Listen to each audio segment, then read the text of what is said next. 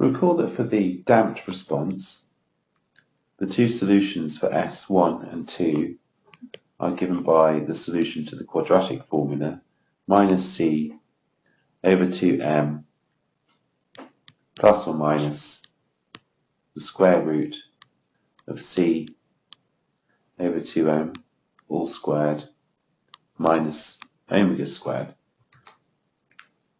For undercritically damped systems, C is less than 2 times the mass times the natural frequency, or C is less than the critical damping coefficient. This means then that the term under the square root is less than 0. So we are working with complex conjugate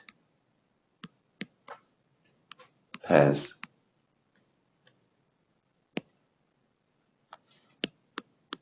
Before proceeding, we define the damping ratio zeta as being equal to C over Cc, which is equal to C over 2m omega. Equation 1 then becomes equal to the negative of zeta times by omega plus or minus zeta squared omega squared minus omega squared, and this may be simplified as zeta omega plus minus omega squared zeta squared minus 1. If we remove then the square root over the minus 1, we then get minus zeta omega plus or minus square root of minus 1 times by omega times by the square root of 1 minus zeta. The next quantity that we now define is what we call the damped natural frequency.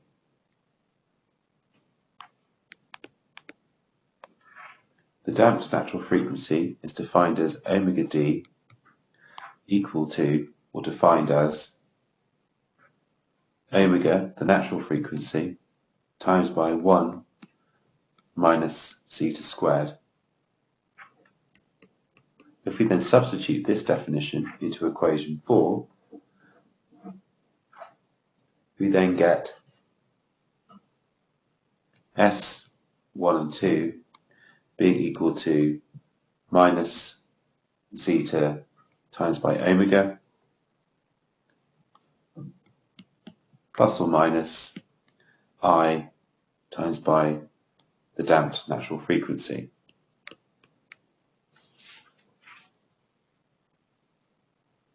As before, the trial solution ut is given by g times by the exponential function of st, and there are two solutions that we need to find. We need to find g1 and g2. We now substitute S1 and 2, defined by equation 5, into equation 6. So this means that ut is equal to g1 exponential minus zeta omega t plus I times by the damped natural frequency times by t plus g2 times by negative zeta omega t minus I times by the damped natural frequency times by t. it should be clear then that the terms in brackets are just S1 and S2. If we note from the rules of exponentials that the exponential of x times by the exponential of y is just equal to the exponential of x plus y, then we can rewrite equation 7 as ut equal to g1 exponential I omega dt times by exponential minus zeta omega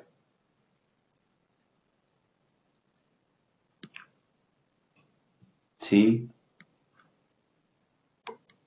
plus g2 minus I omega d t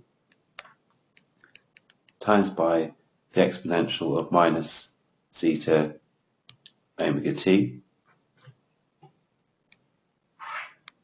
which then is equal to g1 exponential I omega dt plus g2 exponential minus I omega dt. And that's all then times by the exponential function minus zeta omega t. This is done by applying the rules of exponentials. From our earlier discussion on complex numbers, we can say that g1 is equal to gr plus I gi, and g2 is equal to gr minus I gi. This means then that equation 8 now becomes ut equal to gr plus I gi times by the exponential function I omega dt plus gr minus I gi times by the exponential function minus I omega dt, and again that's all times by the exponential function of minus zeta omega t. You can then clearly see that we've just substituted g1 and g2 in equation 8 for the definition given in equation 9.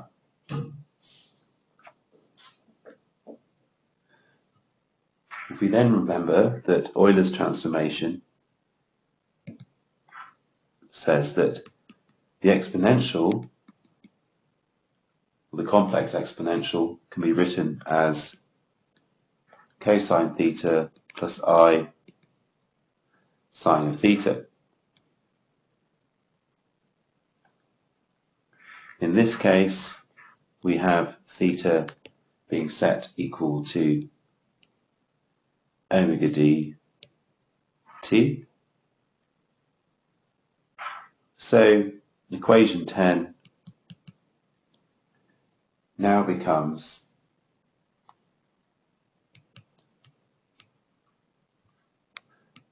a times by cosine omega dt plus b times by sine omega dt times then by the exponential function of minus zeta omega t. You'll see that we've got a and b in here instead of gr plus igi. We showed previously that gr plus igi and gr minus igi can be replaced with A and B. So we're not going to repeat that here. The final step then is to apply the initial conditions. So the derivative of equation 11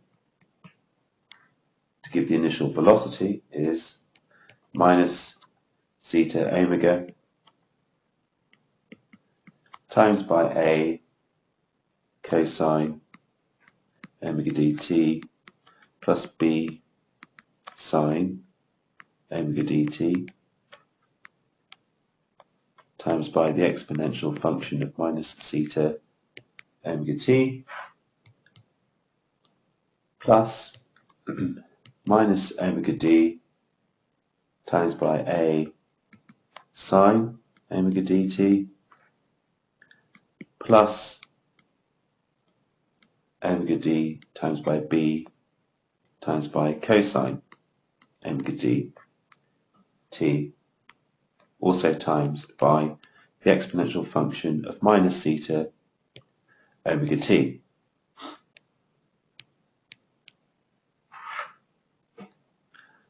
Then, if we apply the initial conditions at time equal to 0, then we get, for the initial displacement, u0, we get A, as before, and for the initial velocity, we get minus zeta omega A plus omega d times by B. So solving for B, we then get the initial velocity plus zeta times by the natural frequency times by the initial displacement divided by the damped natural frequency.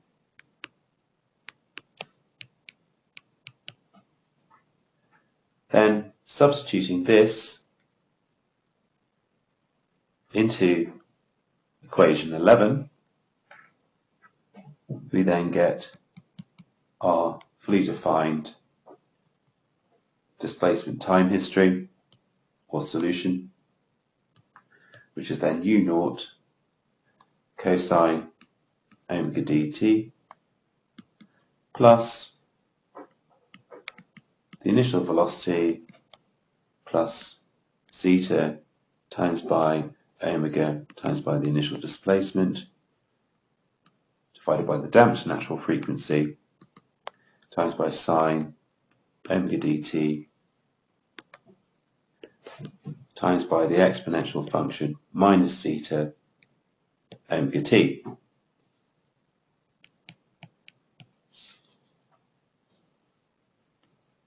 We can then plot a typical response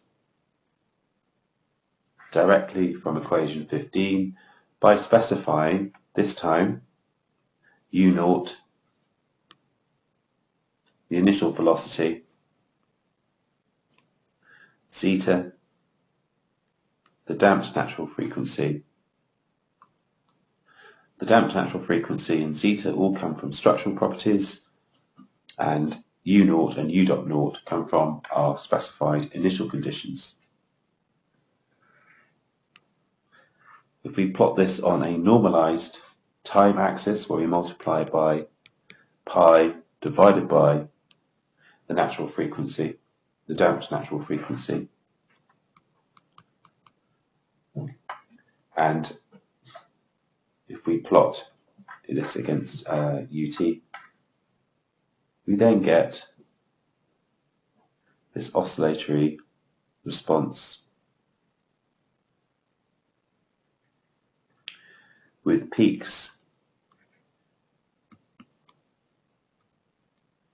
being multiples of pi over the damped natural frequency.